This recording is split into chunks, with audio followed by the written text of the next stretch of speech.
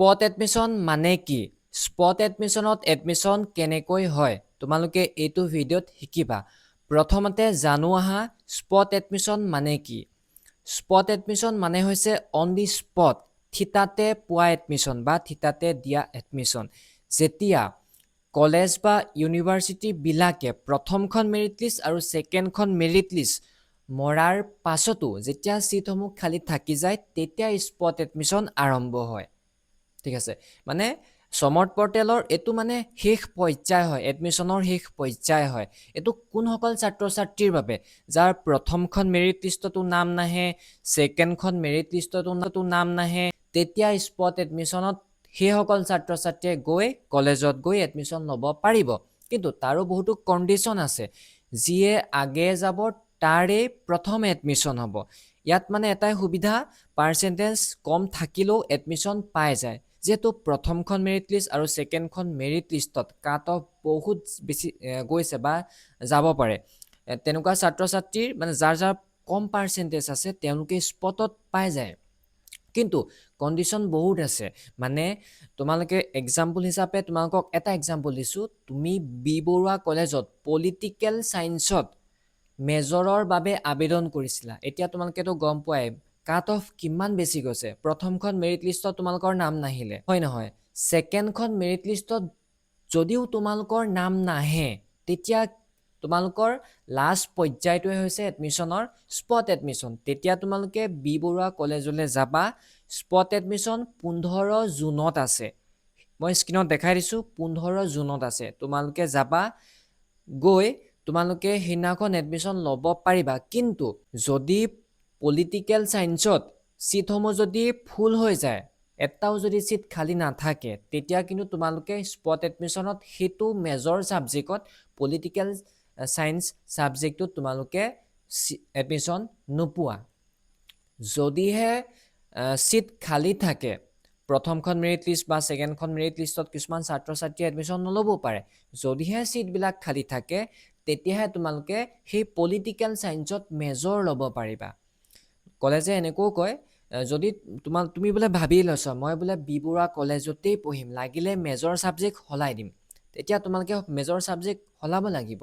তেতিয়া তোমালোকে সেই পলিটিকেল ছায়েন্সতো তুমি নোপোৱা, আৰু তেতিয়া মেজৰ ছাবজেক্ট তুমি এডুকেশ্যন, তোমাৰ যি মন যায়, তোমালোকে যি মন যায় মানে নহয়, য'ত ছিটসমূহ খালী আছে সেইটো ছাবজেক্টত তুমি মেজৰটো বাছনি কৰিব লাগিব। মানে তুমি ছাৰ বাইদেউহঁতে তোমালোকতো ক'বই, বা পৰ্টেলতো লিখাই থাকে ভেকেঞ্চি কোনটো মেজৰ ছাবজেক্টত খালী আছে।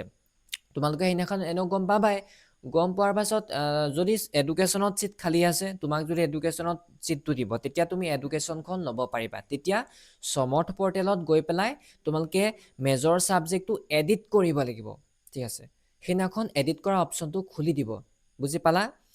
যদিহে বি বৰুৱা কলেজত তোমাৰ পলিটিকেল ছায়েন্সটোৱেই পঢ়িবলৈ মন আছিলে কিন্তু এডুকেশ্যনত ল'বলৈ মন নাই এক্সাম্পল হিচাপে, তেতিয়া তোমালোকে বেলেগ এখন কলেজ যোৱা, বেলেগ এখন কটন যোৱা। এক্সাম্পল হিচাপে দিছোঁ, কটনখন যোৱা, কিজানি কটনত পলিটিকেল ছায়েন্সটো ছিট খালী থাকিবও পাৰে, তেতিয়া কটনত এবাৰ ট্ৰাই কৰিব পাৰা। এক্সাম্পল দি আছোঁ এইবিলাক। কটনত যদি যোৱা, তাত যদি বোলে ছিট খালী আছে পলিটিকেল ছায়েন্সত, তুমি প্ৰথমতে গৈছা, যদি ছিট খালী আছে তোমাক প্ৰথমতে দি দিব। কিন্তু কিছুমান কলেজত সেইটো ৰুল ফ'ল' নকৰিবও পাৰে, পাৰ্চেণ্টেজ ৱাইজ মাতিবও পাৰে। কিন্তু স্পট এডমিশ্যনত যি আগে যায় তাৰে প্ৰথম এডমিশ্যন হয়। কিন্তু কিছুমান কলেজত সেইটো ৰুল ফ'ল' নকৰিব পাৰে। কিন্তু তোমালোকক মই ৰেকমেণ্ড কৰিম প্ৰথমতে যাবা, ঠিক আছে, সোনকালে যাবা। কথাটো চাগে তোমালোকে বুজি পালাই। আৰু বহুতো ছাত্ৰ ছাত্ৰীয়ে সুধি আছে যে বৰ্তমান মেজৰ ছাবজেক্ট চেঞ্জ কৰিব পাৰি নে নোৱাৰি।